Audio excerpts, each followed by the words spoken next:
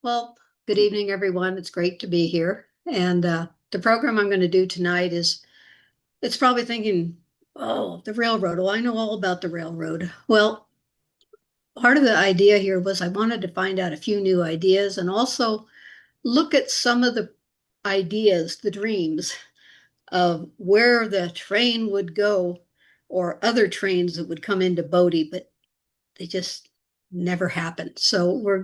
And there's some stuff I can't answer the questions about what happened to these projects, but we're going to dive into this tonight. And I like to tell people, in all the years working at Bodie, I get a lot of questions from visitors. And yeah, where's the bathroom? That's one of them. But the big one I hear is, hey, did they cut down all the trees to build the town? And we're going to answer that question tonight, but we're also going to look at how the narrow gauge railroad that was successful, you know, did succeed despite the setbacks and controversies. And later on, we'll look at the hopes and dreams that connect Bodie to the outside world. And we'll see how that went. Not well.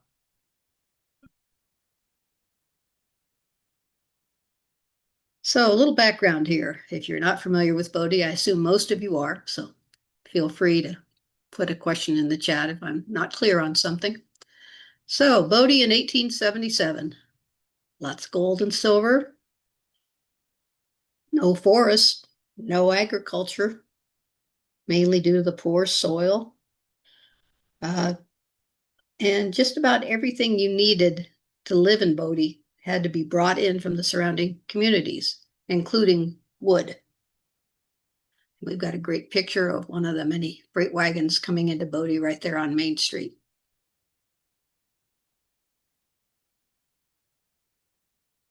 So during Bodie's boom years, 1877 to 1881, 30 plus mines opened up. You'll hear 50, and I've done a little research on that. Yeah, there could have been close to 50 at first, but so many of them went out of business first that no one probably really knows the number. And there were 9 stamp mills. We do know that. A stamp mill where the ore was crushed. And a miners' union was formed in 1877. And men just flooded into town because they could get a job for $4 a day. That was one of the highest wages on the West Coast. And Virginia City for a while did $6 a day for miners and mill workers, but people were anxious for these jobs. Now, many of the Mexicans living in Bodie were woodcutters, as were the Chinese.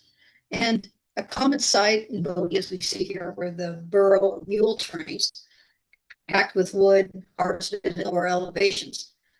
And this picture here is right on Main Street, the north end. When I say north, people get confused because when you drive into Bodie, you are looking north. And it seems really strange because you wound around, but north is looking down the canyon here.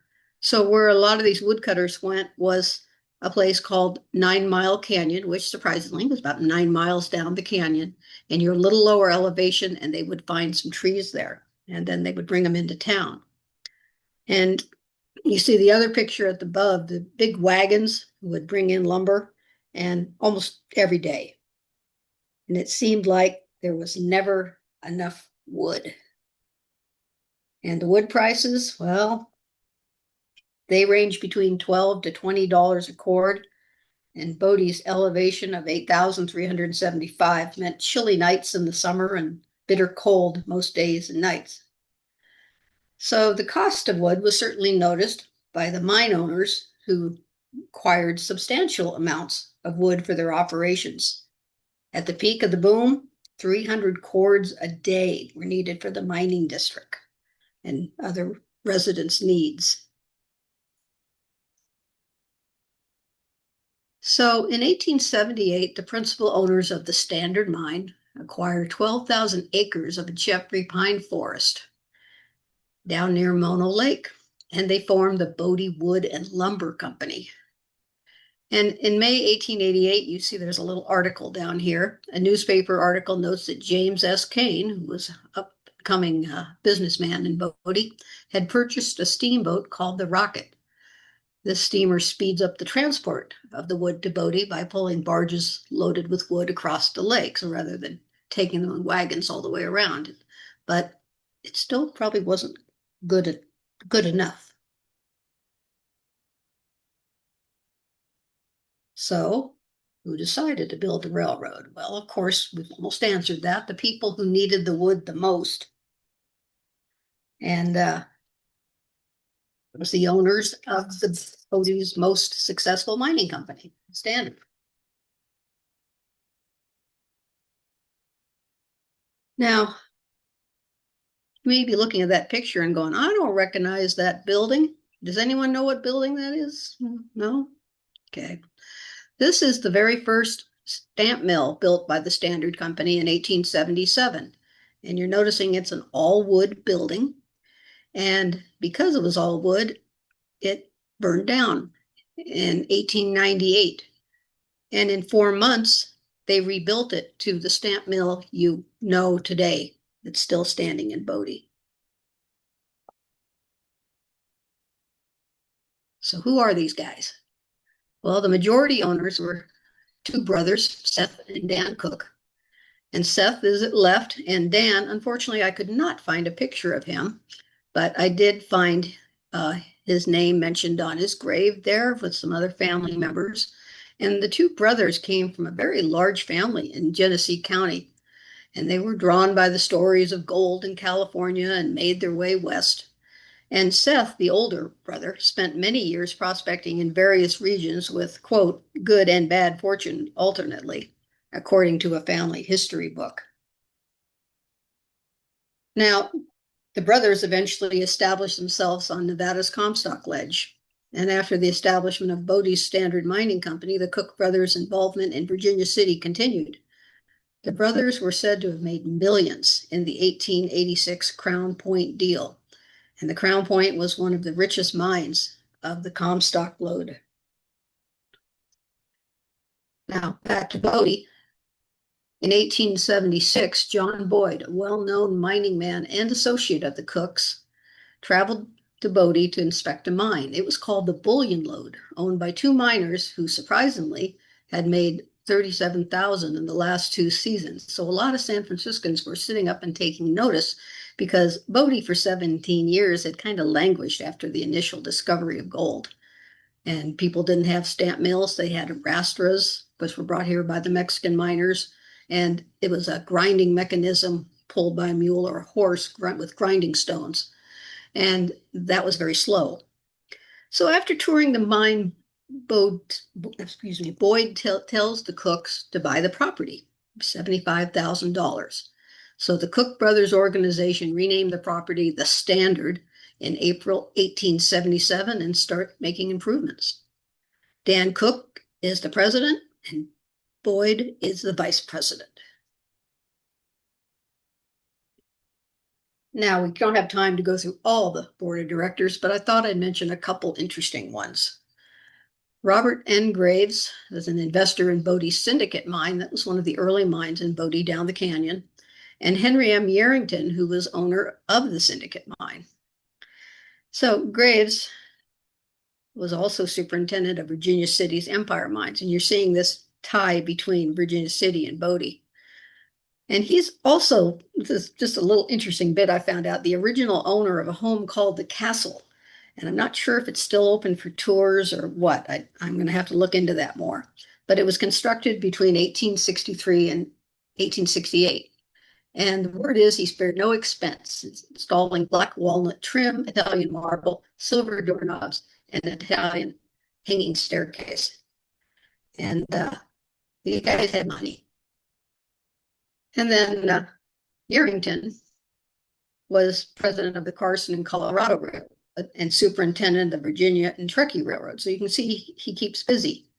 He was actively involved in mining, lumbering, railroads, and land development in Nevada. And after all that, they named a town after them, which I'm sure you've heard of over there in Nevada.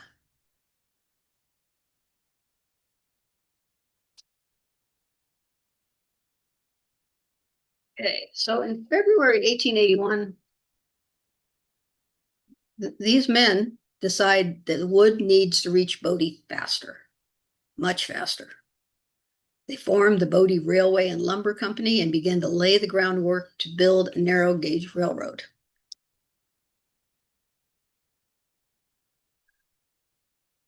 Now, there's a little bad news here.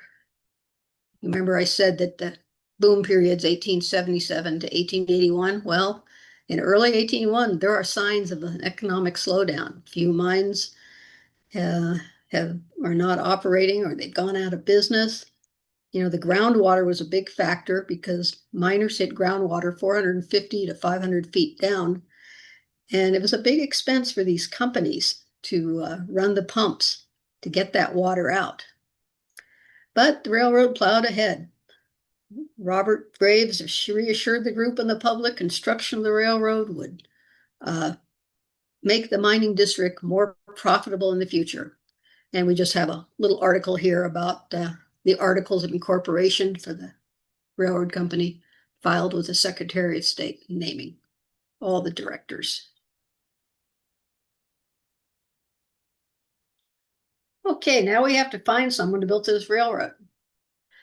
And they have an ad here in the paper that's probably would not be very acceptable. They're advertising for white laborers. We wouldn't like seeing that nowadays. But there was a lot of prejudice against certain people here we're going to find out about. And if you see, the pay is $1.25 a day. And the article says it's not quite as good as $3 to $4 a day, but it beats nothing to pieces.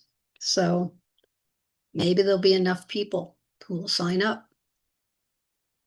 So they've hired a new superintendent, Thomas Holt, and he's got some good news. There's a lot of miners out of work for the reasons we just mentioned. But the bad news, that pay of $1.25 did include board, but it still didn't tempt many of the out of work miners who were used to making $4 a day. So faced with not having as many applicants as hoped, the company's management turned their attention to the approximately 65 Chinese who'd shown up and asked for jobs. So the railroad hired the Chinese, and Holt gets a brilliant idea that I'll put them to work between Warm Springs and Mono Mills. And this plan was to avoid interaction with the white laborers, but it didn't take long for word to reach out. And of course, you all realize that this was a big time of racism against the Chinese, especially. A lot of them had come to Bodie and other towns from South China, where there's a lot of civil unrest, floods, famines, and droughts had impoverished the population. And so you hear about gold over in California and silver in Nevada. They headed over here, but they didn't find a warm welcome in most of the towns. And we see here the anti-Chinese movement is being discussed in one of the newspapers. And I'll just read a couple of lines. Considerable excitement has been aroused here in regard to the employment of Chinese on the railroad line to Mono Lake. And a meeting of the miners' union is being held tonight to consider the matter. At 10 o'clock, no result had been arrived at. The chances are that if any interference is indulged in the railroad, the railroad will be abandoned. So maybe it was an empty threat, but the management is trying to stop this.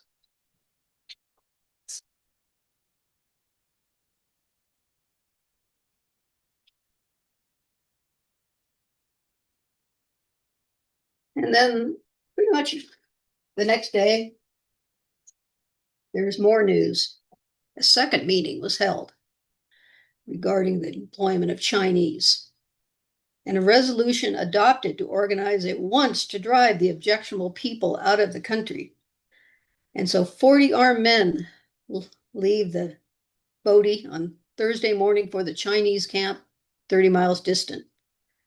But someone got word to the superintendent down at Mono Mills. He went to the Chinese camp, moved the 47 Chinese workers he had there, and took along a 30-day supply of food and fresh water on this little steamer, the rocket, out to Pa'aho Island. And so by the time these guys get to Mono Lake, there's no Chinese, and they didn't really leave Bodie with much provisions. And that night it got very cold. They didn't have warm enough clothes, and so finally they decided to go back to Bodie. They did make an effort to get people to help them and meet them with some important supplies, such as whiskey. Oops, pardon me. I hit the wrong button here. Here we go.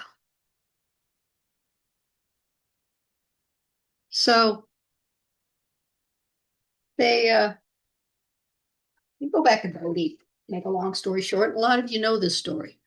And I love the final story. Most of the invading party on the Chinese camp came straggling back to town this afternoon, very footsore and weary. Supplies of provisions and whiskey were sent out this afternoon to assist the remainder on their return to town. The war may be considered over, the hoodlums having no backing from the miners' union or the people generally. So considering the times, I find that kind of interesting that they didn't get much support.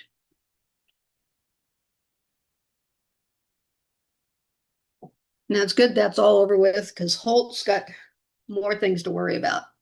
Are the rails going to be arriving in time? So in the meantime, the workers continue laying the ties, and finally the steel rails come in August.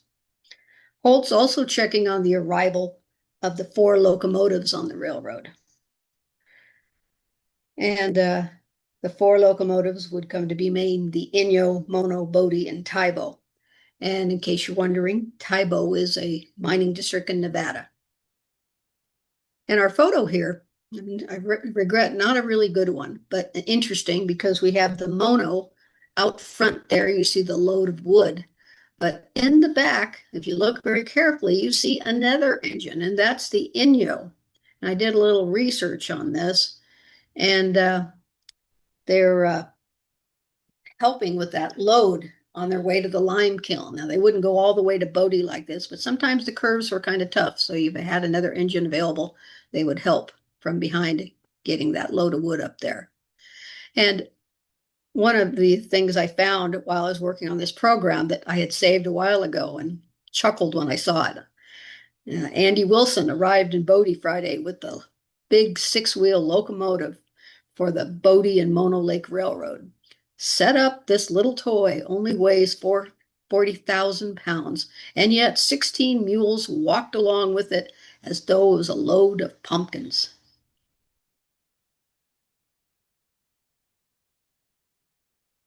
Now, because of the extreme elevation changes, 2,000 feet and 10 miles, a 3.8% grade, 2 switchbacks were built to allow the train to climb to Bodie.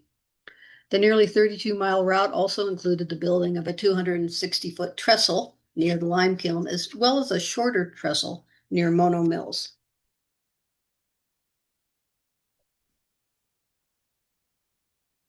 And despite the delays, the dream came true, and the railroad was finished November 14th, 1881. The last spike was driven at 3 p.m., and a locomotive delivered 2 cars of wood to the bluff above the town, where Superintendent Holt greeted the workers with a turkey dinner, quote, which was eaten with great relish, reported one newspaper.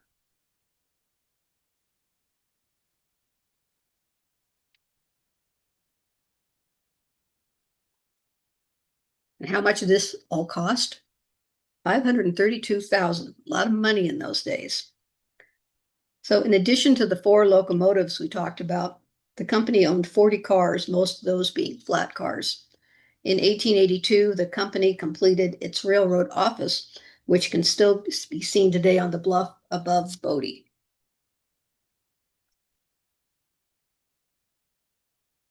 While Holt had been quite worried why this was all going on, but if you look at this in retrospect, I mean, this moved pretty swiftly for the times.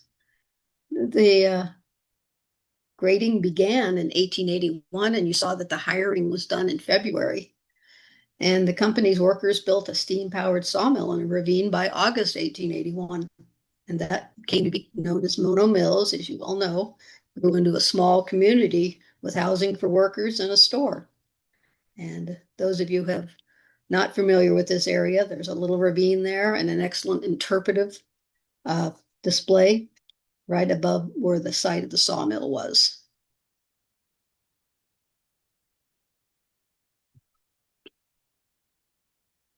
So the steepness required the trains hauling the flat cars of wooden lumber to leave cars at the lime kiln. So only 3 to 4 of those flat cars would brought up at a time. And according to Emil Billup, who wrote Mining Camp Days, he said the trip took about 4 hours, barring any mishaps. And there were a few things, trains going off the tracks. But what's really remarkable that I find that he says there were many narrow escapes from serious injury, but despite accidents and derailments, there was never a fatality during the construction of the railroad or all the long years of these operations. So if you don't know, the lime kiln is at the base of the Bodie Hills. There in the northern Mono Mills. A little bit of it still stands today. So remnants of Ice Age tufa were turned into quicklime, calcium oxide, in the late 1800s and early 1900s. So the tufa, which we all know is calcium carbonate, had to be heated in the kiln to about 1800 degrees Fahrenheit to complete the reaction. So the quicklime was used primarily in Bodie and was loaded on the railroad as it traveled between Mono Mills and Bodie. It was most often used in mortar for brick buildings. And when the new cyanide process was introduced after 1894, it was also used to help balance the pH of the cyanide solution.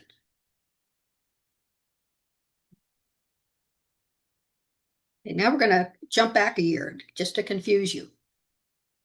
A year before Bodie's narrow gauge was built, Bodie residents closely followed news about a proposed railroad that would connect Bodie with the outside world.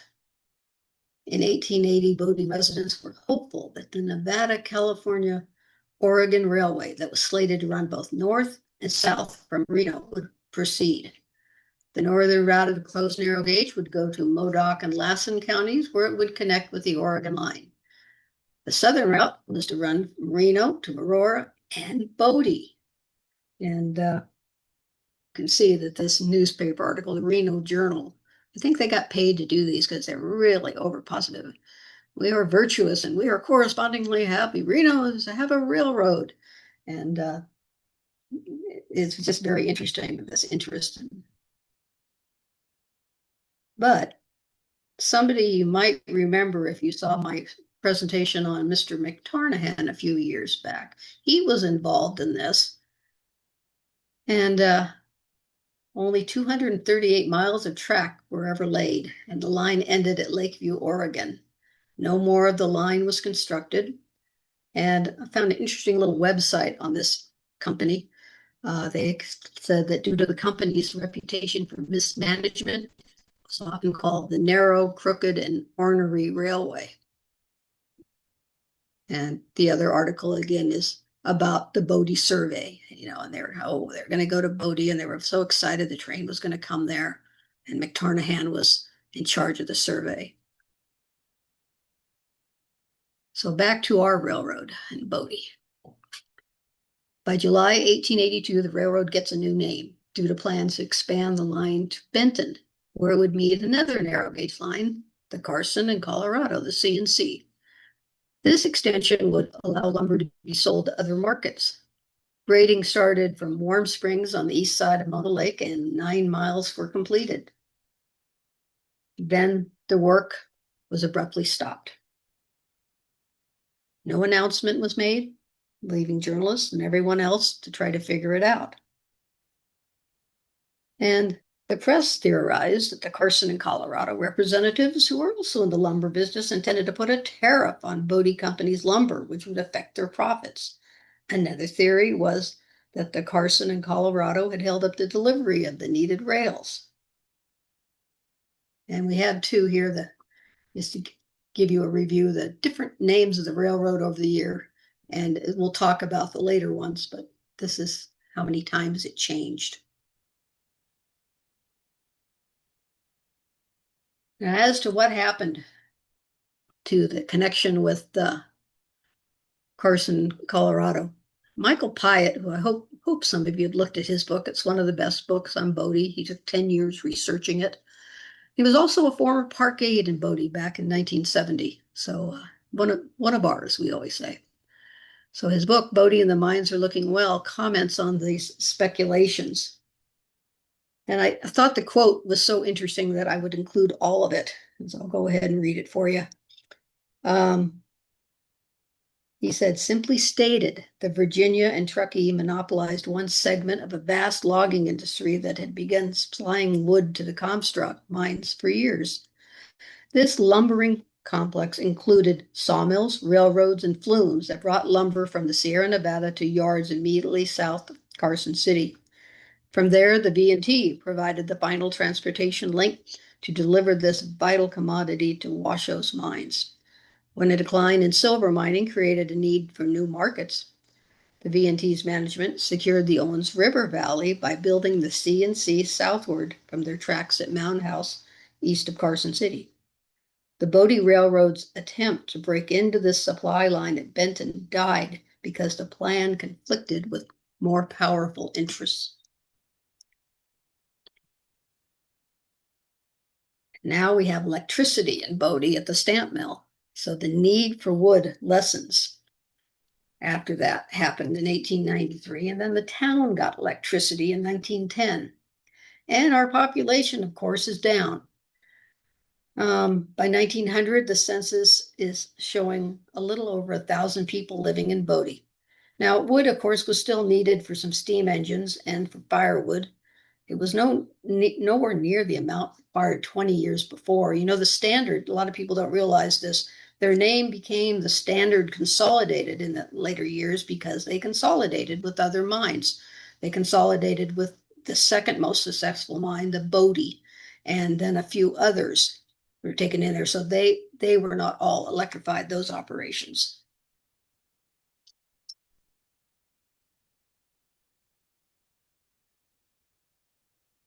So we got to change the name again. It's back to the Bodie Railway and Lumber Company. And the name is going to change again with the arrival of new owners who have another big dream.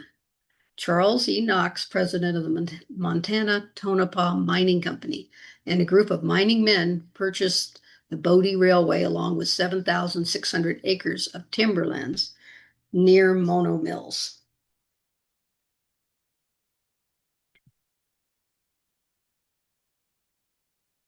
So we've got the new owners. I'm not sure which one of these is Knox. It might be the guy facing here. I don't know if any of the experts out here can help me. And Tonopah and Goldfield are booming. That's why there's this interest. And they renamed their railroad Mono Lake Railway and Lumber Company unofficially on December 23rd, 1906. And Knox invited investors to survey the company's properties in advance of plans to build a standard gauge line east from Mono Mills to connect with the Tonopah and Goldfield Railroad at Sodaville. So on this inspection tour, they hop on a flat car in Bodie for a trip to Mono Mills, and their automobiles were also transported on other flat cars. And I want you to think about what I said earlier, that this is almost a 4% grade and lots of curves. And I just always wonder what it would have been like to ride down on these. I've heard that they even had an end of the year picnic for when the train closed down for the winter, and so the ladies would hop along, and they have a little more luxuries there. They had wood stoves and a little more stable area for you to sit and everything. So these guys are roughing it. And the newspapers are excited in Goldfield. I love this, the excitement here that this builds. Another railroad for Goldfield in this beginning of this one article. And so this standard gauge line into Nevada, once constructed, would supply lumber, poles, wood, and lime to Tonopah and Goldfield. And while the survey work was done, and more newspaper articles, more than I have time to show you, excitedly discussed the project, the line was never built. So the Bodie's Railroad's going to change its name again in 1908. It became the Bodie Railway Company, and the lumber operation was split off into a new company, Mona Lake Lumber Company. Hold on, I need the water there.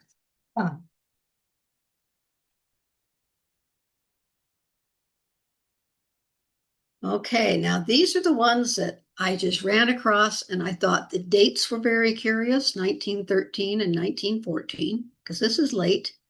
And I just quoting a little of the article here in Nevada State Journal, there is happiness in this section as at the present time, a corps of surveyors are at work running a line for a railroad from a point on the Bodie and Benton, or calling it the different name, railroad to Aurora. It is stated that a large contract for lumber and timber has been made with the Aurora mining companies.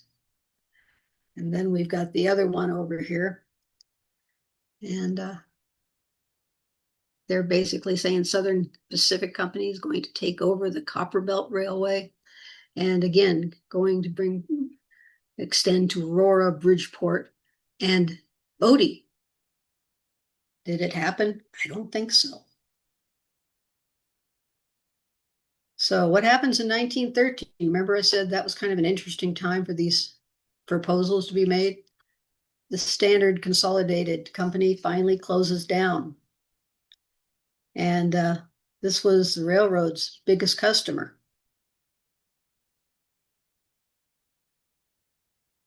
So the end of Bodie's Railroad and what remains today. So at a hearing in San Francisco on September 6, 1917, the California Railroad Commission approved the abandonment of the line. Crews led by Emil Billup, the last superintendent, and Gus Hess, the mechanic, began dismantling the railroad in July 1918. And according to Emil Billup, the work was completed in 2 months, which I find that terribly efficient. Seems like a lot of work. And the Bodie Railroad office still stands atop the bluff above the town next to a water tower built in the 1920s by a mine manager living in the old office. You see a lot of people come to Bodie and think that's the water tower for the train, but it is not. Came later. And the building is in an area off limits to the public, but private tours are made at the bluff by Bodie Foundation tour guides. So you can book a tour with us if you'd like to see a little more up there. And finally, a flat car, which I think a lot of you are familiar with. Sorry, I'm fumbling because I still can't see all my print here because it's covered by some of the pictures of people at the meeting.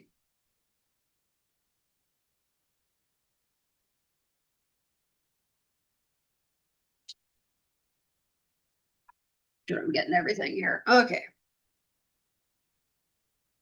So the flat car, in very bad condition, was found along the line in 1996 by the Bureau of Land Management staff. And they approached the nonprofit Friends of Bodie Railroad and Lumber Company to see if they'd like to restore it. And they did. It was quite a heroic undertaking. After painstaking work, it was displayed for several years at the June Lake Marina. So when the Friends of Bodie Railway dissolved in 2019, remaining assets were distributed to the Bodie Foundation, including the flat car. And an arrangement was made with the Laws Railroad Museum to display the flat car. It is well cared for and very popular with visitors to Laws. I was just there the other day, and the staff and the volunteers were telling me how much people love that, and then they want to go up and see Bodie.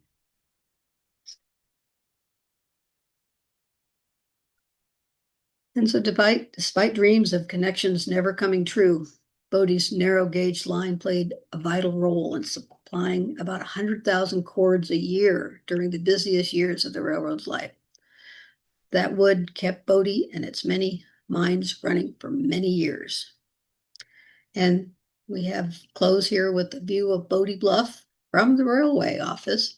And these were the newly repaired windows. And we repaired a few more. So I think all the windows have been restored. And that concludes my program, and I'd be glad to answer any questions.